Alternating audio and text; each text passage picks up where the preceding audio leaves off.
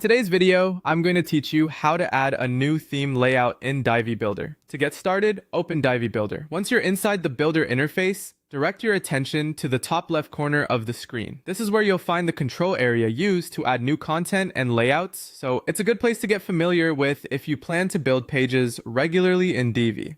From there, click on the plus sign button. This opens the layout options and lets you choose how you want to start building your page. Divi gives you a few different ways to begin, which is helpful depending on whether you want something ready-made, something you've already created before, or something generated for you. After clicking the plus sign, you can select a layout type. The available choices include a pre-made layout, a saved layout, or the option to build with AI. Each one serves a different purpose. Pre-made layouts are great if you want a professional design right away.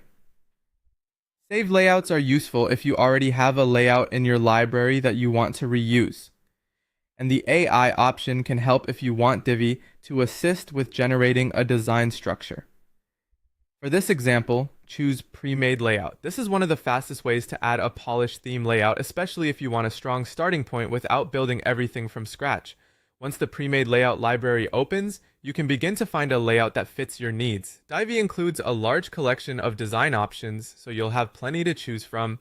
At this stage, you may notice there are hundreds of layout packs available, along with thousands of total layouts.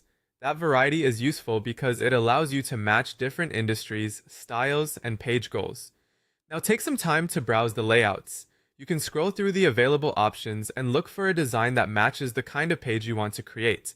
It helps to focus on the overall structure first, since colors, text, and images can usually be customized later.